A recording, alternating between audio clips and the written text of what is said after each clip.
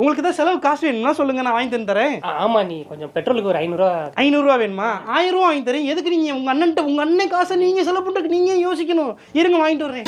ஏங்க இந்தாங்க வச்சுக்கோங்க. போயிட்டு வாங்க நல்லா இருங்க. என்ன தம்பி என்ன காசு வாங்கி கொடுத்தேன்? 1000 ரூபா வாங்கிட்டு போறான். திட்டுறது கூட தெரியாம ஏதோ நான் பாராட்டுறேன் அப்படின்ற நினைப்பிலே தெரியறாங்க. என்னங்க தம்பி வளர்த்து வச்சிருக்கீங்க? என்ன தம்பி? எங்க ஒரு வண்டியில ஒரு பைக்ல ஒரு சக்கரம் மட்டும் சுத்தினா எப்படிங்க வண்டி மூவ் ஆகும்? 2 சக்கரமும் சுத்தணுங்க.